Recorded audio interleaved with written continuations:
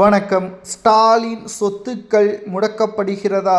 வெளியான தகவலால் பரபரப்பு. நண்பர்களே, இந்த வீடியோவிற்கு ஒரே ஒரு லைக் மற்றும் சப்ஸ்கிரைப் பண்ணிருங்க. ஸ்டாலின் சொத்துக்களை முடக்க உத்தரவுகளை முதல்வர் விஜய் அவர்கள் பிறப்பிக்க உள்ளதாக தகவல்கள் கிடைக்கப்பெற்றுள்ளது. 2021 முதல் 2026 5 ஆண்டுகள் திமுகவின் ஆட்சியில் தமிழ்நாட்டில் சுமார் 5 லட்சம் கோடி கடனை ஸ்டாலின் பெற்றார். ஸ்டாலின் அவர்கள் முதல்வராக சிறப்பாக செயலாற்றவில்லை. அமைச்சர்களது பேச்சுக்களை கேட்டு தமிழ்நாட்டு மக்களுக்கு அநீதியை இழைத்துவிட்டார் ஸ்டாலின் அவர்கள். தமிழ்நாட்டிற்கு தேவையான கடன்களை தான் பெற்றார் என்றாலும் கூட முழுமையாக தமிழக மக்களுக்கு அந்த 5 லட்சம் கோடி முழுமையாக செலவு செய்யவில்லை. மக்கள் நிச்சயம் இதன் மூலம் பாதிப்புகளை அடைந்துள்ளனர். பாதிப்புகளை அடைந்ததோடு மட்டுமல்ல, பொருளாதார நெருக்கடியிலும் சிக்கியுள்ளனர். மக்கள் அனைவரும் திமுக வேண்டாம் என்ற காரணத்தினால்தான் கோலத்தூர் தொகுதியிலேயே ஸ்டாலினையும் தோல்வியை தழுவ வைத்தார்கள். தற்பொழுது மீண்டும் திமுக தான் தமிழ்நாட்டில் ஆட்சியை செய்வதாக ஸ்டாலின் அவர்கள் பல்வேறு நிகழ்ச்சிகளிலும் கல்யாண மேடைகளிலும் பேசி வருகிறார். மக்கள் உங்களை புறக்கணித்து விட்டார்கள், அதை முதலில் ஏற்றுக்கொள்ளுங்கள் என்று பலரும் சமூக வலைதளங்களில் கூறி வருகிறார்கள்.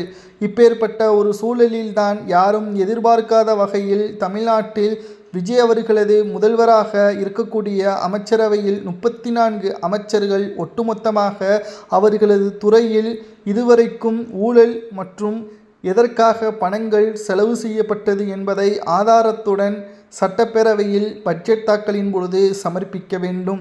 அப்பொழுதுதான் உண்மை வெளிவரும்.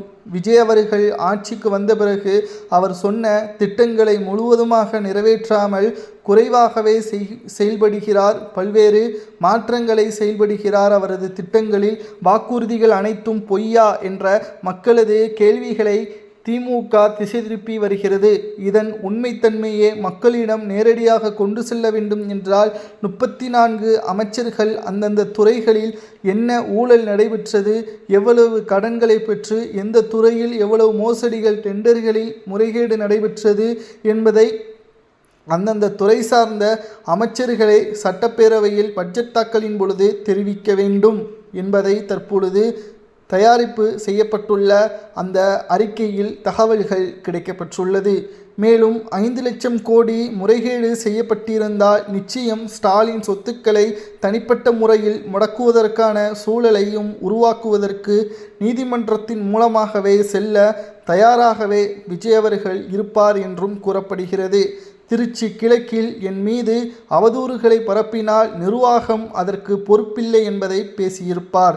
நிர்வாகம் பொறுப்பில்லை என்றால் நான் எடுக்கக்கூடிய முடிவிற்கு என்னை தனிப்பட்ட முறையில் டார்கெட் செய்யக்கூடாது, சுய விருப்பத்தினால்தான் இவர் எங்களை துன்புறுத்துகிறார் என்பதற்கேற்ப பேசக்கூடாது என்பதுதான் அதன் அர்த்தம்.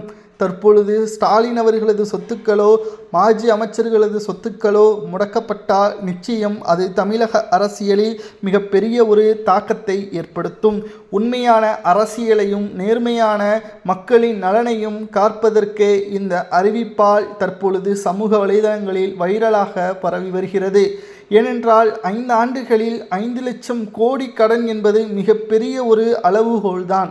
மக்கள் அதன் மூலம் பயனடைந்தால் எந்த ஒரு பிரச்சனையும் இல்லை. ஆனால் விலைவாசிகளை திமுகவின் ஆட்சியில் உயர்த்தப்பட்டு கடன்களும் அந்த அளவிற்கு பெரிதளவில் வாங்கப்பட்டு மக்களது வாழ்வாதாரத்தை கேள்விக்குறியாக்கிய திமுக இப்பேற்பட்ட ஒரு சூழலை திமுக மீண்டும் ஆட்சிக்கு வந்தால் தமிழ்நாட்டின் நிலைமை 10 லட்சம் கோடி கடன் என்பது நிச்சயம் 20 லட்சம் கோடி கடனாக மாறுவதற்கும் ஒரு வாய்ப்பாக இது பார்க்கப்படும். தமிழ்நாட்டு மக்கள் இனியும் நிம்மதியாக இருக்க வேண்டும் என்றால் திமுக அரியணையில் ஏறக்கூடாது. இந்த அறநிலைத்துறை அமைச்சர் ரமேஷ் அவர்கள் திருச்சி கிழக்கில் போது பேசியிருப்பார். எதிர்வரக்கூடிய தேர்தல்களில் திமுகவை அந்த எதிர்க்கட்சி அந்தஸ்தில் கூட இருக்க வைக்கக்கூடாது, மக்கள் அவர்களை புறக்கணிக்க வேண்டும் என்று. இதேபோல்தான் வருகின்ற ஒவ்வொரு தேர்தல்களிலும் மக்கள் தீர்ப்புகளை எழுதுவார்கள். சட்டப்பேரவையில் பட்ஜெட் தாக்கலின் பொழுது நிச்சயமாக வெள்ளை அறிக்கை மூலமாகவே அனைத்து உண்மைகளையும் வெளிக்கொண்டு வருவார். அப்பொழுது திமுகவின் மாஜி அமைச்சர்களது சொத்துக்களை முடக்க வேண்டும் என்று அறிவித்தால் அவரது அறிவிப்பு சரியா தவறா என்பதை மக்களாகிய உங்களது கருத்துக்களை கமெண்ட் வாயிலாக நிச்சயமாக பதிவு செய்ய வேண்டும். ஏனென்றால் இது ஒவ்வொரு தமிழக மக்களது கடமை.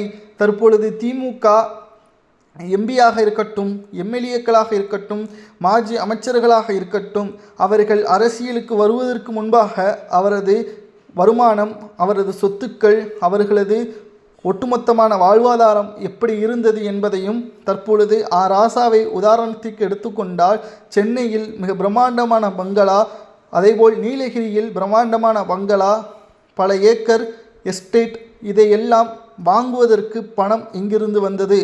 திமுகவில் அவர் கட்சியில் இணையும் பொழுது சைக்கிளில் தான் வந்தாராம். அவரது பிரச்சாரமும் ஆரம்ப காலகட்டத்தில் சைக்கிளில் தான் செய்வாராம்.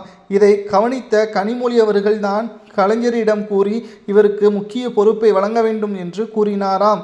கனிமொழியின் பேச்சை எப்பொழுதுமே கேட்கக்கூடிய கருணாநிதி அவர்கள் எம்பியாக அழகு பார்த்து மத்திய அமைச்சராக பொறுப்பேற்க வைத்து 2G வழக்கிலும் சிக்கி ஒட்டுமொத்த திமுகவின் குடும்பத்தையே சிறையில் அடைப்பதற்கான முயற்சியிலும் ராசா அவர்கள் செய்ததும் குறிப்பிடத்தக்கது. ஏனென்றால் பழசை நினைக்கும் பொழுது இவர்களது ஊழல் நிச்சயமாக இந்தியாவையே காங்கிரஸால் மீண்டும் ஆட்சி அமைக்க முடியாத நிலைமையை திமுக உருவாக்கிவிட்டது என்ற தகவலையும் நம்மால் பார்க்க முடிகிறது. திராவிட முன்னேற்ற கழகத்தின் ஒட்டுமொத்தமான மாஜி அமைச்சர்களது சொத்துக்களை முடக்க வேண்டும் என்று முதல்வர் விஜய் அவர்கள் சட்டப்பேரவையில் அறிவிப்புகளை வெளியிட்டால் அது நிச்சயம் மிகப்பெரிய அளவில் பரபரப்பை ஏற்படுத்தும். அதற்கு திமுக என்ன பதில்களை கூறப்போகிறது என்பதை பொறுத்திருந்துதான் பார்க்க வேண்டும். ஏனென்றால் திருச்சி கிழக்கின் பொழுதே மக்களுக்கு நன்றி செலுத்த வந்த விஜய் அவர்கள் திமுகவை பற்றி சில கேள்விகளை முன்வைத்தார். அப்பொழுது திமுக எதற்கெடுத்தாலும் எங்கள் மீது பழி போடுவது ஏன்? நீங்கள் தானே ஆட்சி அதிகாரத்தில் இருக்கிறீர்கள், உங்களால் அனைத்தும் செய்ய முடியுமே, பிறகு எதற்காக எங்களை மீது பழி போடுகிறீர்கள் என்ற கேள்விகளையும் கேட்கிறார்கள். ஜெயலலிதா அம்மா அவர்கள் இருந்த வரைக்கும் தமிழ்நாட்டில் போதை மருந்துகள் அந்த அளவிற்கு கிடையாது. ஆனால் திமுக ஆட்சிக்கு வந்த பிறகு சபரிசன் மூலமாக தமிழ்நாட்டில் எத்தனை போதைப் பொருட்கள் புதிதாக வந்தது என்பதை திமுகவிற்கு நன்றாகவே தெரியும். காவல்துறையும் அதற்கான ஆவணங்களையும் சேகரித்து வைத்திருக்கிறார்கள். கடந்த 5 ஆண்டுகளில் மட்டும் எத்தனை போதை மருந்து வழக்குகள் சிக்கியது என்பதையும், வழக்குகள் பதிவுகள் இருக்கிறது என்பதையும் தற்பொழுது கூறி வருகிறார்கள். அதை சுட்டிக்காட்டித்தான் முதல்வர் விஜய் அவர்கள் பேசினாரே தவிர மற்றபடி திமுக மீண்டும் தமிழ்நாட்டில் ஆட்சி அமைப்பது போல அவர் பிம்பம் ஒன்றும் செய்யவில்லை.